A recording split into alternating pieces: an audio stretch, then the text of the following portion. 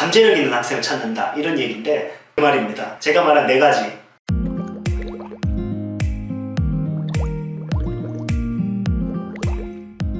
네, 안녕하세요. 레슨4K아트 연극영어 원장 이상민입니다. 아무래도 제가 좀 강점이 있는 게 입시를 큰 틀에서 바라볼 수 있는 경험이나 그런 시야적인 면에서 여러분들에게 좀 도움을 줄 수 있기 때문에 오늘도 큰 틀에서 영어과 입시를 보는 부분에 대해서, 어떻게 보면 영어과 입시가 정보가 신속하게 나오는 시기가 아니라 영어과 입시를 준비하는 또는 시작하는 단계이기 때문에 이 단계에 좀 적합한 그런 큰 틀에서 이야기를 좀 해드리려고 합니다. 그런 얘기 있잖아요. 그 사슴 같은 애들이 사파리 이런 데서 맹수한테 쫓길 때 이렇게 풀숲 같은 데 고개를 쳐박고 있는 그런, 그래서 자기가 안전하다고 느끼는 그런 케이스에 대한 얘기를 들어보셨죠?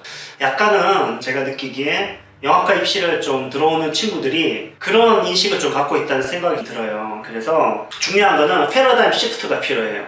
그러니까 나 중심에서 입시를 내가 그냥 하고, 내가 알고 있는 정보, 내가 생각하는 대로 작은 그 풀숲에 고개를 쳐박은 상태에서 그냥 나 몰라라고 하면 되는 게 아닙니다. 입시는 직면해야 되고 데이터에 의존해야 되고 정확한 그 분석을 해야 되는 상황이에요. 그래서 지금 현재 학생들 개개인의 어떤 경험과 입장에서 이 입시를 좀 주관하는 교수님들이나 또는 어떤 이 학교나 여러 입장들에 대해서 한번 생각을 해보면 이 패러다임이 시프트 될 수가 있다, 그런 얘기를 합니다. 구체적으로 들어가 보면, 자, 입시를 할 때 이게 1년, 2년, 3년, 4년, 5년, 6년, 10년 반복되거든요. 교수님들이, 여러분들이 제출한 게, 제가 지금 생각해 볼 때 세종대라는 학교를 생각해 보면 세종대 그 접수되는 그 글이 1000개잖아요. 세종대 1차에서 글 보고 2차에서 면접 보니까 1000명의 글을 보는 학교잖아요. 한예종은 1500명의 글을 봐야 되죠. 그게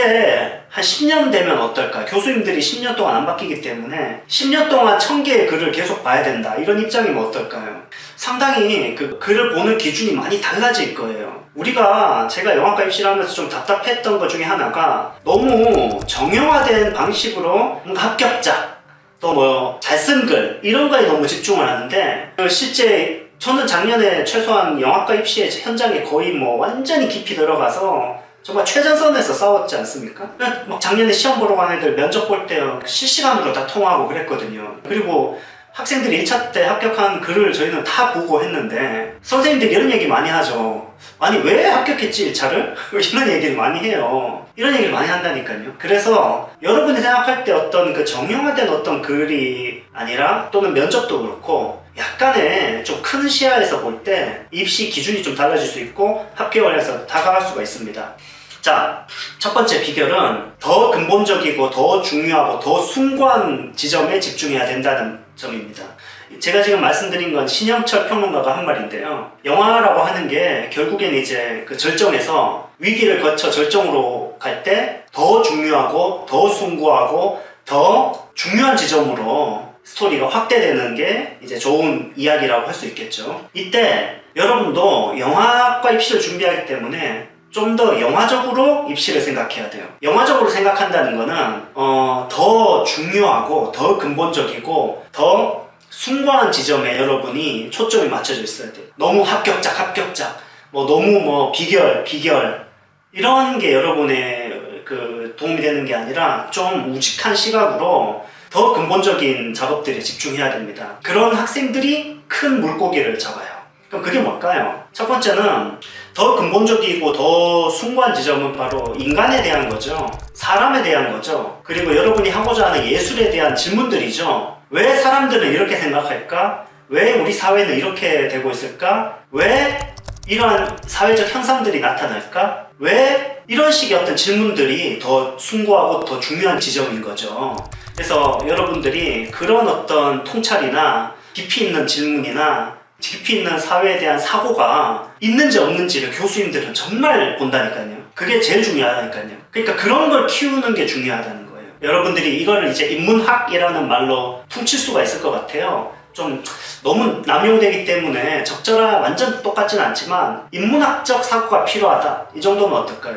근데 저는 좀 더 정확한 표현은 여러분이 살고 있는 사회, 여러분 자신의 어떤 삶, 그리고 여러분이 만나고 있는 사람들에 대한 질문들이라고 생각해 볼게요. 그리고 그 질문들에 대한 여러분들만의 답, 그 답을 글로 쓰면은 에세이, 한예종 1차가 되고요. 그거를 영화적인 어떤 서사로 풀면 그게 2차 스토리텔링이 되고요. 그 이야기를 여러분 자신에 비추어서 바라보면 그게 자기소개서가 되고요. 그거를 토대로 해서 질문에 대해서 여러분이 답변을 하면 그게 피칭이자 면접이 되는 거예요. 그럼 이러한 어떤 인문학 질문과 여러분만의 대답이 빈곤한데 자꾸 여러분은 답을 찾아요. 그냥 빨리 인스턴트를 원하는 거죠. 교수님들은 인스턴트 싫어합니다. 오뚜기 3분 요리 안 먹어요.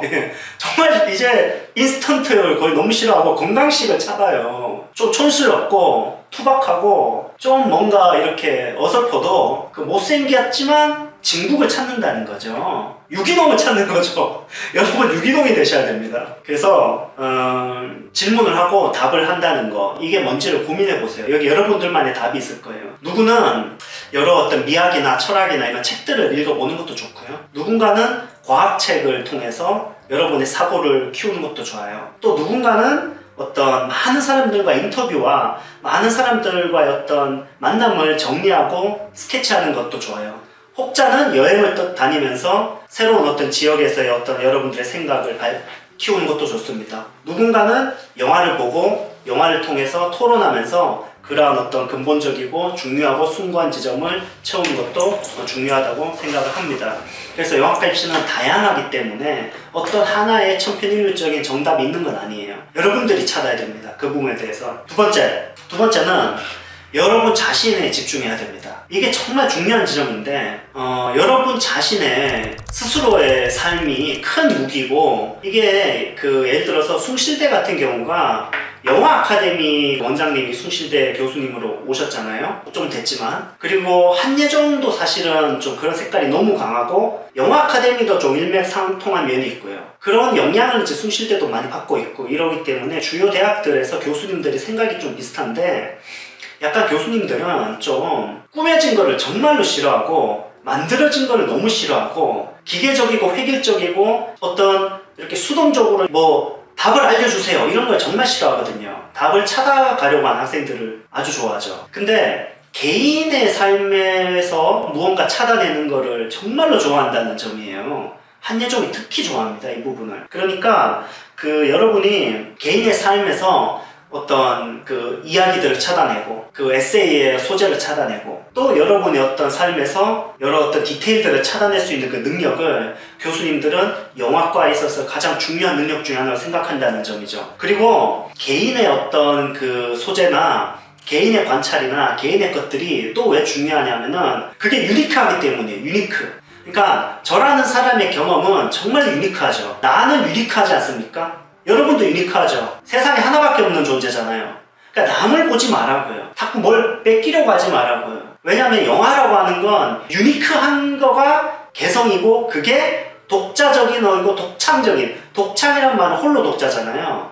여러분이야말로 홀로 서 있는 존재들 아닙니까? 그러니까 여러분들 속에서 정답을 찾을 수가 있고 가장 유니크한 걸 찾는 가장 빠른 길은 여러분 안의 서사를 찾아내는 능력이라는 거예요. 그래서 스토리텔링은 기승전결을 가르치거나 영화에 대해서 뭔가 너무 이렇게 영화 이론이 발단이 어떻고 전개가 어떻고 이걸 가르치는 거 이전에 여러분의 삶에서 이야기를 찾아낼 수 있는 능력을 가르치는 게 올바른 접근이고, 저는 최소한 그렇게 지도하려고 합니다. 제 학원에서는 그런 커리큘럼을 가지고 있거든요. 계속해서 그런 방향으로 가려고 합니다. 더 중요하고 근원적이고 그리고 어떤 사회적인 그런 주제에 대한 인문학적인 토론, 그리고 이런 어떤 자기 자신에게서 이야기를 찾아낼 수 있는 능력, 합격작을 다량 생산하는 것보다 나 자신에서 이야기를 찾아낼 수 있는 능력을 키우는 게 훨씬 더 느린 것 같지만 입시 현장에서는 훨씬 파워풀하고 더 중요한 학교들, 좀 이렇게 난이도가 높은 학교들에서 더 효과를 많이 발휘할 수 있는 방법이라고 생각합니다. 그리고 이제 마지막으로 제가 여러 번 얘기하는데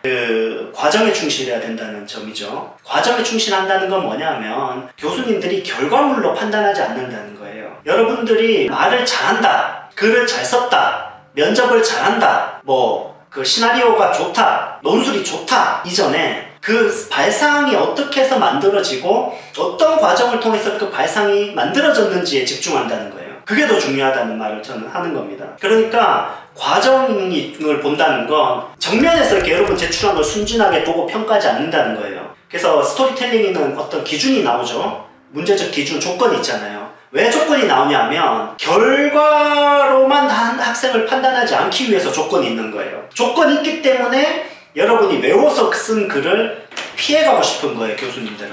그래서 입시는 과정에 충실해야 됩니다. 여러분들이 어떻게 해서 발상이 만들어지고 어떻게 해서 글이 그렇게 정리됐는지가 나와야 된다는 거죠. 또 과정, 마지막으로 이제 과정에 충실하라는 점은 결국 여러분이 제출하는 서류나 여러분이 성균관대 그 영상학과 그 실기 전형에서 제출하는 포트폴리오 같은 경우도 너무 이렇게 완성된 어떤 짜임새를 보는 게 아니에요. 학생이 얼마나 성실하게 그 과정을 잘 이렇게 밟아왔는지를 보는 거기 때문에 학생답다는 거, 그게 너무 중요하다는 말씀을 드리겠습니다. 그래서 한마디로 이제 고립된 학생, 막 가만히 있으면서 정답만 자꾸 찾는 학생, 막 답이 뭐예요? 이러는 학생, 또 이렇게 수동적이고 이런 학생들을 배제하고 창의적이고 주도적이고 이런 학생들을 가능성을 보려고 하는 거. 그래서 항상 그 영화과 교수님들 인터뷰 보면 그 잠재력 있는 학생을 찾는다 이런 얘기인데 그 말입니다. 제가 말한 4가지, 그게 잠재력이에요. 더 근본적이고 더 중요하고 더 숭고한 것에 집중하는 학생, 그리고 자기 개인에서 답을 찾을 수 있는 학생, 그리고 과정에 충실할 수 있는 학생. 이 3가지를 합치면 그 친구가 바로 잠재력 있는 학생입니다. 자, 오늘 여기까지 하겠습니다. 감사합니다.